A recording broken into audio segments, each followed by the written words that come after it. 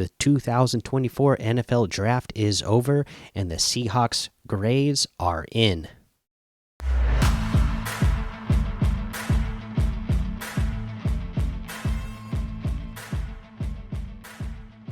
Welcome back to another episode of the Seattle Sports Show, where we love Seattle pro sports. I'm your host, Mikey, and today we are talking about the 2024 NFL Draft for your Seattle Seahawks and their final draft grades given out to them by multiple people, and I will give my final grade as well, or our initial grade.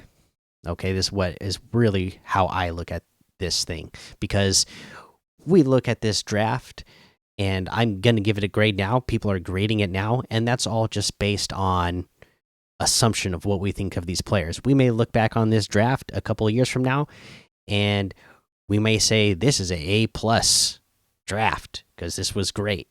Or in a couple of years from now,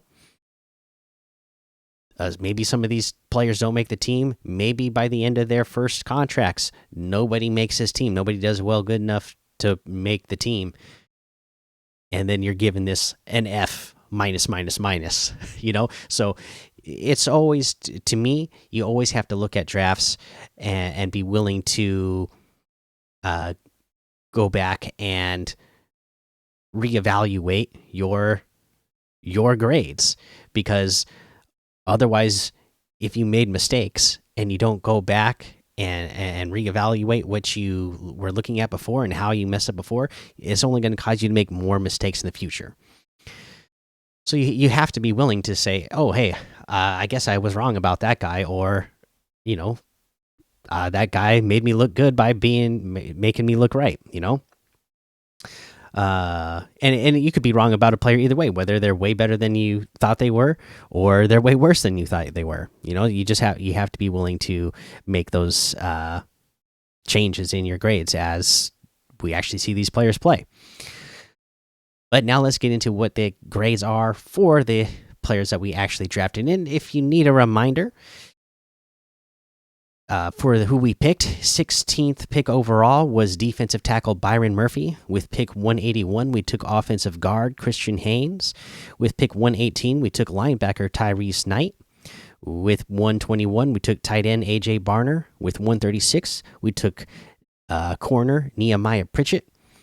With 179, we took offensive tackle or guard. He's probably going to be guard, Sautawa Lomea at 179, and then at 192 we took corner DJ James, and then at pick 207 we took offensive tackle Michael Jarrell. Okay, and let's get into the grades. Before we get into that, I will mention real quick, in undrafted free agents so far, we have picked up running back George Halani, tight end Jack Westover. A lot of Washington Husky fans are going to be happy about that one. Offensive tackle Garrett Greenfield, defensive lineman Nelson Caesar, and defensive back Roe Torrance, corner. So they went heavy on the corners in the draft and in undrafted free agent rookies so far. All right, but now let's give the grades. Or reveal the grades that were given by the experts so far. So, from NFL themselves, their draft grade for the Seahawks is an A. They even broke it down by day for us. So, on day 1, they gave them an A. Day 2 was an A, and day 3 was a B plus. Okay, so they basically broke it down, saying, yeah, Byron Murphy was a great pick, Christian Haynes was a great pick, and then mixed bag on the rest of the picks. So that was the NFL.com draft grade. Let's look at Pro Football Focus. What was their draft grade for us? Draft grade. They gave us a B plus. And the way they broke down theirs, they basically just gave what the grade was, and then they gave a breakdown of what they think of each player. So we don't really need to get into it. But overall, they think we got a B plus. They obviously, for us, they really liked the Byron Murphy pick. They like the Christian Haynes pick. And again, for them, just like NFL.com, they were pretty mixed on the rest of the picks. Some of them they thought were great. Some of them they thought, like, who was it? I mean, in fact, with our pick 207, Michael Jarrell, the tackle out of Findlay. And again, this is guy, he's a Division II guy. I myself didn't know who he was, so I can't break anything down for you. I didn't watch any tape on this Division II offensive tackle out of a school, Findlay, that I wasn't aware of. But Pro Football Focus themselves, they even admit in their breakdown here as well of Jarrell that they didn't know who he was either. He wasn't on. They didn't have any data on him. He wasn't on their big board. He wasn't on the consensus big board. There nothing on him anywhere. So this is somebody that the Seahawks, scouted and they really liked. Now, so maybe you're seeing a trend here. We got an A, we got a B plus. What does Yahoo think?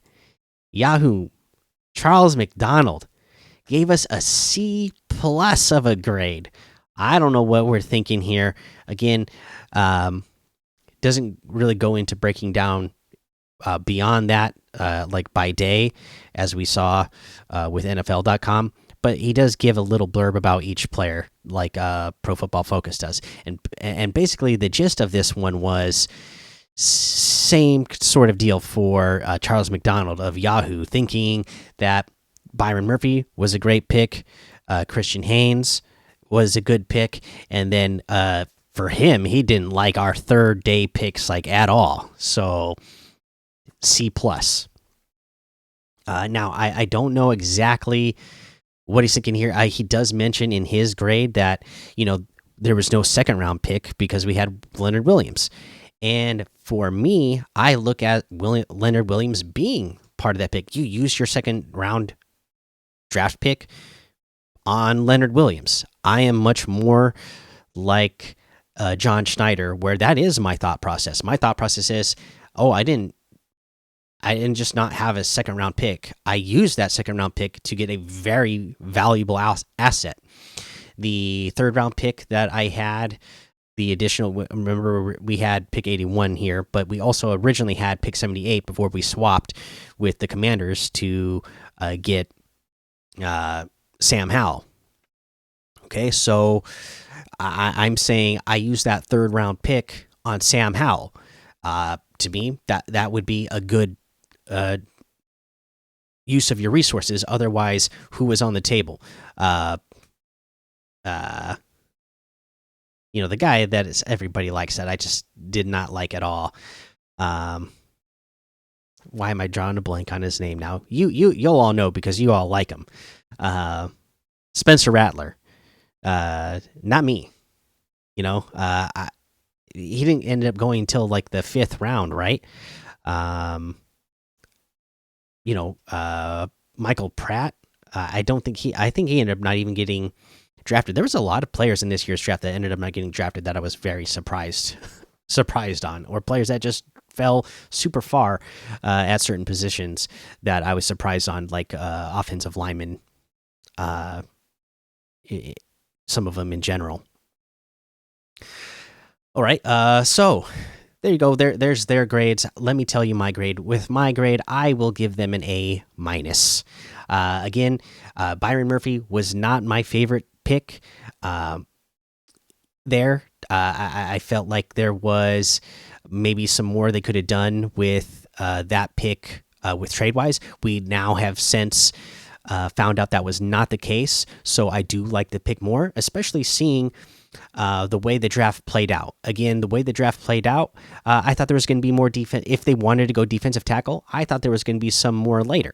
Some good ones later. People were thinking that Tavondre Sweat was going to fall into the 3rd or 4th round because people were thinking he was already borderline 2nd round. And then, people were thinking his recent DWI, maybe that would knock him back some as well. But he went at the beginning of the second round. So if he did fall back, he didn't fall back at all. And he went way higher than what a lot of people out there were thinking. Some of you may have seen me, in one of the 37 mock drafts. I think I took him very early in the second round, or I might have even taken him in the first round once. Saying that I liked him just as much or better than Byron Murphy. So it looks like the NFL was much more, aligned with my line of thinking on Tavondre Sweat than others. And then defensive tackle position in general, they were a lot higher on it in this year's draft because they went on a run in this second round. And again, by the time third round came around, you are very happy that you got Byron Murphy. So I end up having to give that pick like a A-, right? That one alone, because it did work out because other positions fell, like when we got Christian Haynes in the third round, somebody who I thought was a definitely second rounder going in the third round to us. That fell very, very well to us. I gave, to me, because of the player and the value they're getting, to me that pick is an A+. Now, that is the first 2 days, right? Now we get into the third day of the draft, and that is where most people are in agreement that this is where it gets a little bit wonky. Now, we had pick 102. We had the second pick of the fourth round. We decided to trade back. Okay, so we trade back from 102 all the way to 121. And now this is where I am a little bit confused. Our next pick ends up being Tyrese Knight at 118. And to me, on the board, there was some really good tight ends. There were some really good linebackers that I personally had rated higher than Tyrese Knight. But again, I don't know what they know. I don't know what they like. Mike McDonald must know what he likes. He seems to be very high on Tyrese Knight after this move was made. They must have known that, hey, we can trade back and still get Tyrese Knight. And we'll be very happy with that pick. For me, I believe Cedric Gray was still on the table. Jatavian Sanders was still on the table. There was Cade Stover still on the table. And this is where it becomes a double combination. So there was better linebackers on my board that I had available over Tyrese Knight. And then with the next pick at 121, that is where they get AJ Barner. And I had a couple of these tight ends rated higher than AJ Barner as well. So right there in the for the fourth round, I got a couple of guys that I go, oh, there's other players available. And then especially with the Tyrese Knight, you could have stuck at 102. If you stuck at 102, you had your choice of whoever, and you still got AJ Barner at 121. So you could have got one of the better linebackers, in my opinion. But again, in their opinion, they must like Tyrese Knight just as much or better than the other linebackers that I had that were drafted before him in that like 18 pick or 16 pick span. So that felt a little wonky to me. I have since looked up some more stuff on AJ Barner because again, he played at Michigan. They're mostly run, so I know he's a good run blocker. And I think he can be a decent pass catcher. So I had him. You saw me taking him very often in the 6th or 7th round. So to give him the 4th round, I felt like was a reach. But when you look up a little bit more about him, he has the second most forced missed tackles in college football at the tight end position, only behind Brock Bowers. So maybe we see more of that athletic ability shown in a Ryan Grubb offense versus what we saw at Michigan, So maybe we will be pleasantly surprised because we're going to be very happy with his blocking ability, and maybe we're about to be surprised with his pass catching ability and his run after the catch ability because again, just watching a little bit more on him the last day, and then uh, looking up more stats on him, it's like, okay, this guy can be very good after the catch. So maybe given more opportunity, those numbers will look even better. Maybe they only look so small in total because he was in that Michigan offense.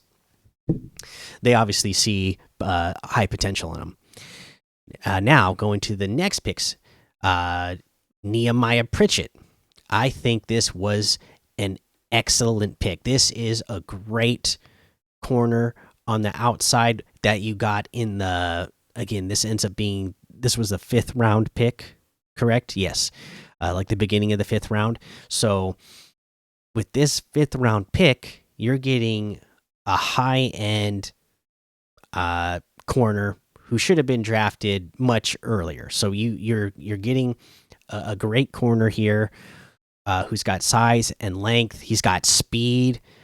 He's versatile. You already saw the Seahawks talking about how versatile he is. And again, when we were drafting safeties in the mocks that I was doing, we were talking a lot. You saw me taking safeties in the draft that I saw as being very versatile, because you need to be able to move around the field in Mike McDonald's defense. And Nehemiah Pritchett can do that. He's coming from the corner position, but he's another player. He can be great on the outside, but you can kind of move him around the board. And he's got great ball skills. I believe he had, if I remember correctly, I think he had 5 interceptions this last year. And again, he's in the SEC. He's an Auburn guy, so he's going up against, or he was going up against, like some of the top talent in the country week to week. So to me, that was another one because of the player and where you're getting him. Again, in the 5th round, you got to give that one an A+. Now we went to our next pick in the 6th round at 179. That was Satawa Lomea. He played tackle this last year at Utah, but also the 3 years previous to that played guard. I think this is another great pick, a player that was underrated. I don't think I actually ever got to drafting him in any of the mocks we did, because I was always looking at him as a player that we would end up being in the 7th round. But as you saw in most of my mocks, I had taken care of the offensive line well before that point.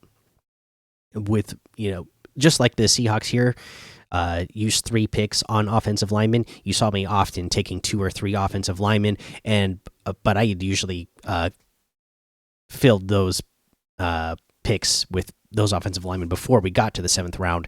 So I ended up never taking Satawa here. But Satawa, pick 179, really great pick. That's another one where you say he's got the potential to develop into a starting guard one day, and he's got the versatility to play tackle should you need it, because he proved for this last year that he can do it and that he can do it successfully. So that one I give an A-. DJ James, also another corner out of Auburn. This one, again, this is a smaller corner than his teammate Nehemiah Pritchett, who we also selected. So we were really after these Auburn corners. He's only 175 pounds, so he's pretty light. And because of his smaller stature, his smaller size, he's probably gonna be just a nickel corner, right? He's your guy that you're competing to be at the nickel position. Probably not looking at him being an outside guy. With both of these corners out of Auburn, they do have some tackling issues. So that is something that is going to need to be cleaned up and addressed to, get them where you want them to be. If they're going to be, eventually everyday starters. But the talent and the potential that is there, you really like. For this pick, it's another one I probably would give it an A minus. Um, at this point in the draft, you're not too high or too low on anything. And then with our final pick, we got Michael Jarrell. Again, somebody I know nothing about. I can't even comment. Ha didn't know who he was. Didn't know who the school was. Didn't know. Haven't watched him. But you, so again, that's another one that's where it's kind of wonky. Where you go like, oh, I wonder how many people were thinking about this guy then. But with your number 207 pick here. I guess that's still sixth round, huh? Yeah, that's the very end of the sixth round. We're not quite seventh round yet. But with your very last pick in the draft, anyways, maybe he is somebody you really like and you wanted to bring in and try out for the team because he may not make the team, right? But you really wanted him to try out because you see the potential there, and you didn't want him to go to undrafted free agency because because remember, undrafted free agents, they can choose to go wherever they want. So if you like him enough and you don't want him to choose to go somewhere else, with these very late round picks, you pick him so you make sure that you get a chance at him first and you decide if you like him enough to make your team or not. Because there's the offensive line. That's one of our weakest, one of the weakest parts about the Seahawks, right? So the more bodies we can bring in here and to compete for positions, the better. Because not everybody that we signed in free agency is going to make the team. Not everybody that we've drafted here is going to make the team. They're going to be competing. If some of these guys that we signed for 1-year deals, if some of these players that we drafted are better, then that's good because then we're getting them on very cheap contracts for 4 years versus a veteran who's getting the veteran minimum that we ended up not liking anyways, and then we have to address it in a future draft anyway. So if these guys work out, we should be very excited that happens because even if they end up just being the backups, you're saying, oh, good, we're getting good value at the backup. We don't have to go pay a veteran to be a backup and pay them veteran money. Okay, so overall, when I look at this draft in totality, my final grade for this draft is an A minus. Again, for me, just looking at the back end of the draft, it does get a little wonky. Again, I even just explained how, it makes sense why they would want to choose a player late in the draft like that. But it just seemed like there was a lot of good players still available late because a lot of good players fell in this draft, like at all throughout this draft. To me, we needed to address safety. We did not address safety at all, unless we are saying that Kobe Bryant last year we started transitioning him to safety. Maybe this new coaching staff does see him as safety, and maybe that is now his permanent position, and we're moving him to safety.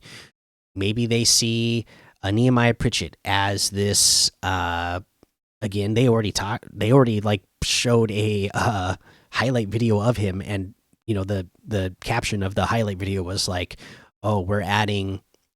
Seahawks adding versatility to the team or something to that effect. So maybe they're thinking, oh, well, Nehemiah Pritchett, maybe he's going to be rotating in safety position at times type of deal. Because Mike McDonald's defense, he moves players around at different positions all the time, right? We're looking at, because we drafted 2 corners now, I have to look at the corners that we have already signed to the team and how many of them are going to make the team. How many of them are going to move off? Because the Seahawks now, with the way the contracts are structured, we are over the cap. We are very tight with the cap right now, over the cap. And by the time the season starts, remember, as soon as the preseason over, the day 1 when regular season starts, you got to be back under the cap. So things are going to have to be moved around. What players did they decide to cut that were on last year's roster that have more sizable contracts. Maybe somebody like Mike Jackson. Maybe they decide they don't like Mike Jackson. I believe he makes around $3 or $4 million. And I don't think he carries any dead cap space. So is that why they went with two corners here? Are they deciding they're going to cut somebody like Mike Jackson, maybe somebody like a Trey Brown, and these are the young guys that they're bringing in to replace those guys that maybe they see as being more versatile and being able to move them around?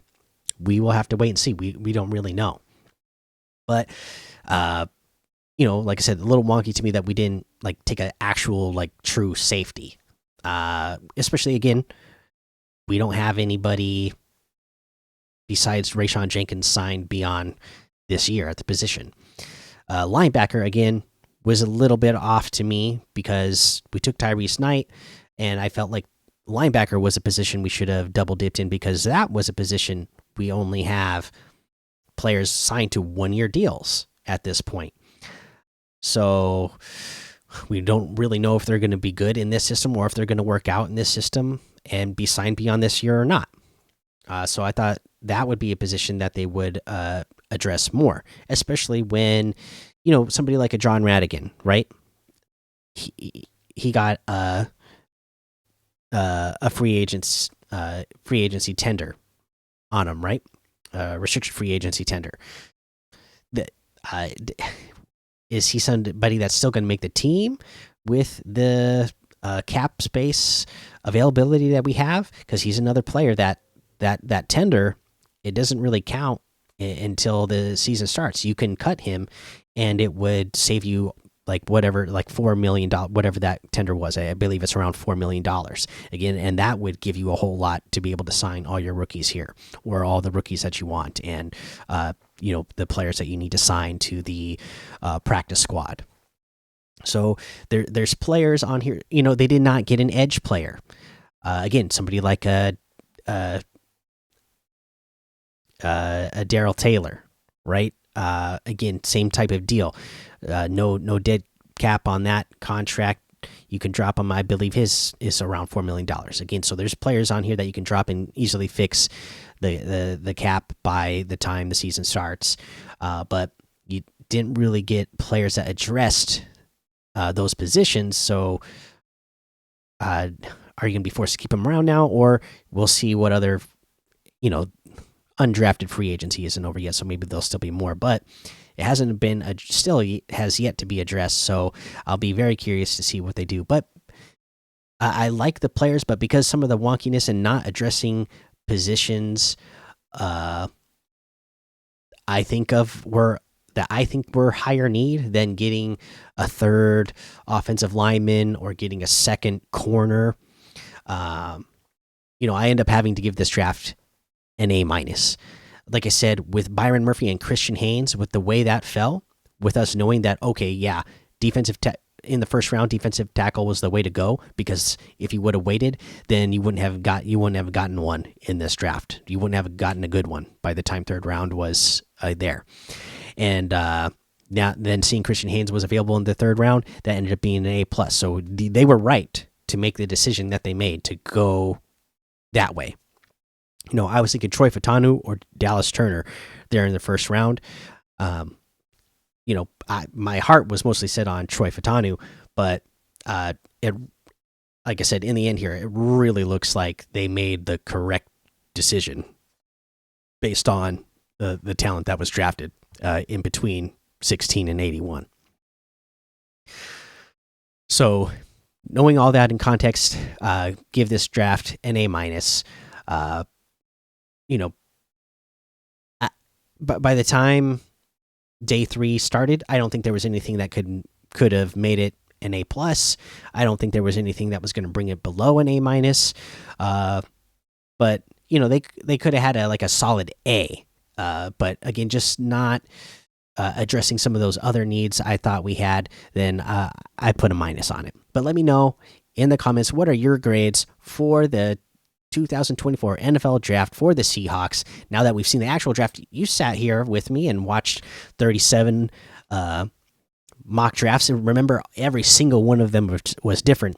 I'm not the kind of person who sits here and says, I'm going to get this right and I'm going to predict what they do exactly. that's not the point of doing 37 mock drafts. It was to show everybody there's a lot of combinations of players that we could like, and this draft would still be, we would still like it.